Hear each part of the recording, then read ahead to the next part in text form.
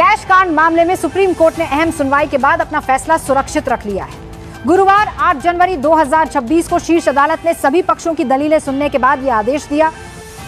मामले में जस्टिस यशवंत वर्मा ने उनके खिलाफ गठित जांच समिति को सुप्रीम कोर्ट में चुनौती दी है।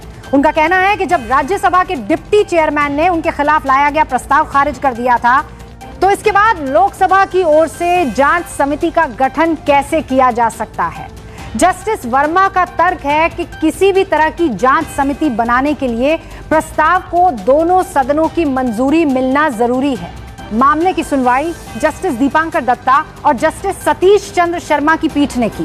कोर्ट ने सभी पक्षों से कहा है कि वे सोमवार तक अपनी लिखित दलीलें दाखिल करें।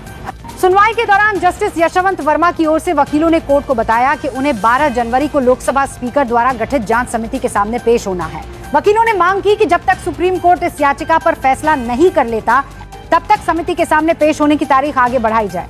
हालांकि सुप्रीम कोर्ट ने इस मांग को खारिज कर दिया और कहा कि तय तारीख पर पेश होना होगा। जस्टिस वर्मा की ओर से सीनियर एडवोकेट सिद्धार्थ लूथरा ने दलील दी कि राज्यसभा के डिप्टी चेयरमैन ने बिना किसी ठोस कारण के नोटिस खारिज किया। उनका कहना था कि यह फैसला केवल तकनीकी आधार पर नहीं था। ऐसे में लोकसभा को जांच समिति गठित नहीं करनी चाहिए थी। उन्होंने यह भी कहा कि ऐसी समिति का गठन दोनों सदनों की सहमति से ही संभव है।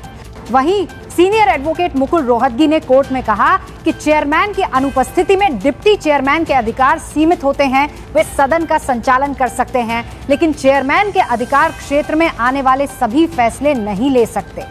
इस पर सुप्रीम कोर्ट की पीठ ने सवाल उठाया कि अगर लोकसभा की ओर से जांच समिति का गठन किया गया है, तो इसे जस्टिस वर्मा के खिलाफ पूर्वाग्रह कैसे माना जा सकता है। कोर्ट ने कहा कि अंततः किसी भी जज को हटाने का फैसला दोनों सदनों की मंजूरी से ही होगा। इससे पहले बुधवार को हुई सुनवाई में भी जस्टिस यशवंत वर्मा ने लोकसभा द्वारा जांच समिति बनाए जाने का विरोध किया था। उस पर सुप्रीम कोर्ट ने पूछा था कि राज्यसभा में प्रस्ताव खारिज होने के बाद लोकसभा स्पीकर द्वारा समिति बनाने में आखिर आपत्ति क्या है।